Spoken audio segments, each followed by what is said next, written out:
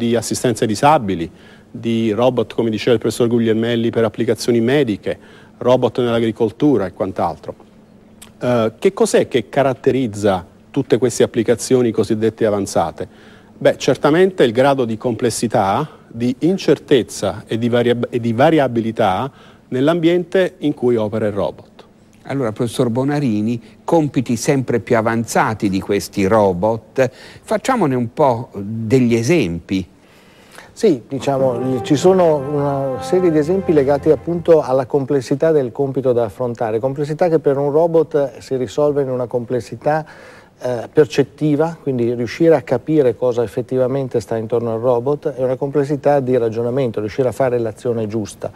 Quindi c'è qualcuno che sta incominciando ad usare ad esempio dei robot per supporto psicologico, quindi a fare interagire delle persone, magari degli anziani, con dei robot che possano reagire opportunamente e quindi creare un rapporto, se vogliamo, terapeutico con questi robot. Ma piuttosto anche applicazioni di cui si sta parlando ormai da diversi anni, come potrebbe essere la carrozzella per disabili autonoma, in cui il disabile dice voglio andare in cucina e la carrozzella lo porta in cucina, piuttosto che anche una delle applicazioni che in questi ultimi tempi è venuta molto alla luce, che è l'automobile automatica, quindi c'è stato un grosso successo nell'avere dei veicoli che hanno fatto dei percorsi di decine di miglia nel deserto autonomamente. Tutte queste applicazioni richiedono una buona percezione, capire cosa sta intorno, buona velocità di reazione, e aprono un problema sulla responsabilità. Cioè, quando un disabile dice voglio andare in cucina e la carrozzella per un qualche motivo dovesse avere un guasto e magari portarlo contro un muro, a questo punto la responsabilità di chi è? Di chi ha progettato il robot, del robot, del costruttore, e quindi la complessità comincia a riportarsi a un livello tale per cui si vuole avere dell'affidabilità, cioè il problema diventa tanto più complesso quanto più è importante riuscire a garantire un certo tipo di prestazione in un ambito che sia un ambito non controllato, quindi un ambito di vita normale. Allora, professor Panzieri, accanto ai robot medici, ai robot operai, cominciamo ad avere dei robot esploratori in grado di indirizzarsi in modo autonomo. Sì, sicuramente, anzi probabilmente quella dell'esplorazione è sempre stata una grande sfida dell'uomo, e non è un caso che questa trasmissione si chiami proprio Explora. In realtà i robot esploratori noi li troviamo in tantissimi contesti, e sono tutti quei contesti all'interno dei quali l'uomo ha delle difficoltà oggettive. Mi vengono per esempio in mente delle applicazioni di esplorazione di crateri di vulcani. Anche in Sicilia abbiamo avuto dei risultati molto positivi con dei robot che sono riusciti a scendere nel cratere dell'Etna. Poi possiamo sicuramente citare altri ambienti difficili, come possono essere l'ambiente sottomarino, e ovviamente non dobbiamo dimenticarci di tutti quei robot che la NASA ha progettato e che in qualche maniera è riuscita a far arrivare su pianeti come Marte. E sono dei robot che sono stati in grado di navigare sul suolo marziano e in qualche maniera, evitando ostacoli come potevano essere dei grandi macigni o dei crepacci, sono riusciti ad esplorare questo ambiente sicuramente difficile. Ecco, professor Bonarini, squadre di robot anche sui campi da gioco, nei campi da calcio, è solo un gioco o è qualcosa di più?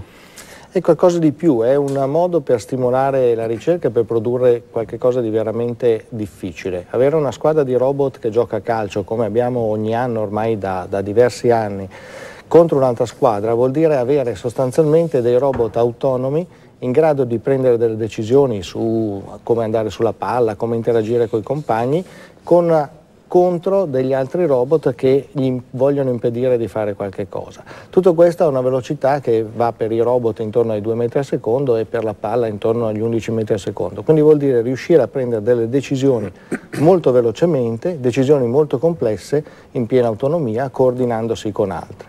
Se vogliamo, questo è un gioco, il gioco del calcio. In altri casi abbiamo altri tipi di giochi che mettono in luce altre caratteristiche, aspetti meccanici interessanti, ma le ricadute dei risultati che si ottengono in questo tipo di attività poi vengono riportate in tutte le altre attività che abbiamo già accennato e che in qualche modo sono quelle che porteranno i robot autonomi nella società. Ecco, professor Guglielmelli, questi robot sono molto efficaci, efficienti, ma sono anche simpatici. Un domani potranno essere come assistenti personali di ciascuno di noi?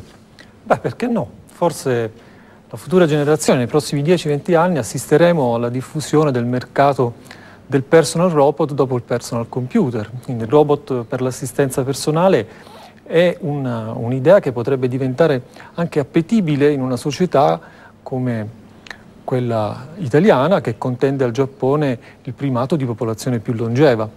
E in Giappone hanno già immaginato e in qualche modo pianificato, in presenza anche di flussi di immigrazione molto bassi che tradizionalmente caratterizzano quel paese e che invece danno a noi la possibilità di avere manodopera a basso costo, lavoratori stranieri che svolgono il ruolo di badanti, hanno teorizzato che l'area dell'assistenza personale sarà uno dei principali mercati su cui applicheranno i robot umanoidi che molte industrie giapponesi stanno sviluppando e che hanno già dato interessanti dimostrazioni di capacità di deambulare, camminare su gambe negli ambienti progettati per l'uomo. E professor Bonarini, si può pensare di usare i robot anche come maestri nella didattica proprio per i bambini? Ma magari come maestri, per averli come maestri aspettiamo qualche tempo, però già adesso ci sono delle esperienze molto interessanti in cui i robot sono strumenti per la didattica. Ad esempio abbiamo in corso da qualche tempo un progetto col Museo della Scienza e della Tecnica di Milano e molte scuole in Lombardia, in cui i bambini delle elementari e delle medie si trovano a costruire dei robot e costruendo dei robot magari per degli scopi ludici, quindi per poterci giocare, per poter fare delle gare, imparano dei concetti che sono concetti di base come quello della retroazione, del feedback, del sensore, della misurazione. Quindi usiamo i robot come strumento per poter veicolare dei concetti che altrimenti potrebbero essere studiati sui libri in maniera molto meno efficace, seguendo un po' questo paradigma del costruire, toccare con mano quello che vogliamo imparare. Un robot, professor Panzieri, può salvarci la vita? Sì, anzi questa è una delle applicazioni che più vengono studiate in questi ultimi tempi. A me vengono in mente alcune realizzazioni come per esempio dei robot in grado di scavare dei tunnel su cumuli di macerie. Ecco, oggetti di questo tipo sono stati usati dopo il crollo delle Torri Gemelle l'11 settembre del 2001, però altri tipi di applicazioni possono essere anche all'interno di miniere nelle quali sono successi dei crolli o comunque incidenti di questo tipo, oppure dopo i terremoti. Comunque in ogni caso posti dove le squadre di soccorso difficilmente possono arrivare perché magari temono ulteriori esplosioni o ulteriori crolli. Ecco, professor Siciliano, lei è stato eletto recentemente presidente della Società Internazionale di Robotica. L'Italia come è messa in questo settore scientifico? È all'altezza degli altri paesi occidentali? Bah, direi senz'altro di sì, anche con una punta di orgoglio da accademico italiano. Devo dire che in Europa i paesi trainanti per le attività di ricerca sono l'Italia stessa, la Germania, la Francia e la Svezia. Noi di recente abbiamo attivato una rete di eccellenza finanziata dalla Comunità Europea, Euron, il cui scopo è proprio quello di promuovere le ricerche in robotica e favorire gli scambi tra ricercatori dei vari gruppi di ricerca. Pensi che questa rete raccoglie quasi 200 gruppi di ricerca attivi e di questi 200, 20-30 sono gruppi di ricerca italiani, quindi questo denota un fermento di ricerca in Italia. Per contro, con una sottile vena di polemica, devo dire che a dispetto di questo grosso fermento di ricerca in Italia, le aziende, le industrie italiane investono poco nel settore della robotica e complessivamente i finanziamenti in Italia destinati al mondo della robotica sono sotto le aspettative e senz'altro sotto, come faceva l'esempio il professor Guglielmelli, all'investimento massivo in Giappone sia in campo accademico che in campo industriale. Ciò nonostante i ricercatori italiani sono noti a livello internazionale e ricoprono posizioni di vertice nei vari consessi e nelle associazioni scientifiche in cui essi sono impegnati. Ecco, professor Bonarini, nel campo militare, la ricerca militare in robotica, a che punto è? Perché per i militari è così importante?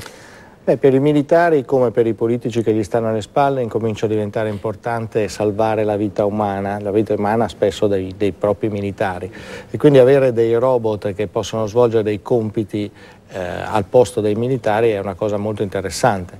Quindi abbiamo già da molto tempo i cosiddetti missili intelligenti, che se vogliamo possono essere considerati dei robot, e ultimamente anche nella guerra in Iraq sono stati utilizzati dei robot per fare delle ispezioni. Quindi la procedura precedentemente era semplicemente avere la squadra di Marines che arriva di fronte a una casa, butta dentro una bomba e poi va a vedere che cosa è rimasto. Adesso mandano dentro un robot e eventualmente risparmiano la vita dei Marines e della bomba e di quelli che sarebbero stati uccisi dalla bomba, diciamo. Ecco, professor Guglielmelli, nel campo medico invece noi italiani cosa stiamo facendo? Credo si possa affermare in modo oggettivo che l'Italia ha svolto un ruolo pionieristico nel settore della robotica biomedica, in particolare anche grazie all'opera di ricercatori come il professor Paolo Dario, che opera presso la Scuola Sant'Anna di Pisa e che in qualche modo, riconosciuto come uno dei padri fondatori, dirige un gruppo che ha originato numerosi brevetti e anche aziende in campo biomedico che producono ad esempio piccoli telerobot guidati per la colonoscopia, sistemi per la riabilitazione motoria che assistono pazienti durante ad esempio il recupero dopo un ictus e altri apparati che possono competere a livello internazionale. La qualità della ricerca è anche testimoniata da iniziative ancora più recenti. Vorrei menzionare solamente una che abbiamo lanciato presso l'Università da cui provengo qui a Roma, al campus biomedico, sull'utilizzo di sistemi meccatronici dei giocattoli, in realtà come quelli di cui parlavamo prima, però per la diagnosi precoce di patologie come l'autismo, quindi in bambini al di sotto dei 24 mesi, quindi in situazioni e per patologie in cui attualmente è impossibile, prima ancora che inizino a parlare, poter avere indicazioni certe sulla presenza di patologie che possono essere poi devastanti nello sviluppo. Ecco, professor Siciliano, le nostre università, le nostre scuole forniscono una preparazione sufficiente a chi si sta specializzando? Direi senz'altro di sì. La robotica è stata introdotta in ambito universitario più o meno all'inizio degli anni 90. Che cos'è che ha favorito questa introduzione?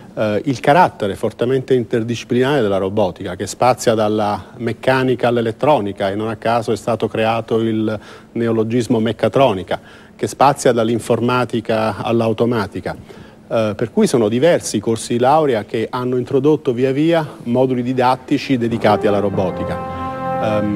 Il culmine della preparazione si raggiunge con il dottorato di ricerca, e parlo anche in qualche modo per esperienza personale. Fresco laureato in ingegneria elettronica, nel 1983 decisi di intraprendere un dottorato di ricerca in robotica proprio perché attratto dagli aspetti futuristici della disciplina. Un altro ruolo importante, come diceva poc'anzi il professor Bonarini, è quello della diffusione di una cultura robotica nelle scuole.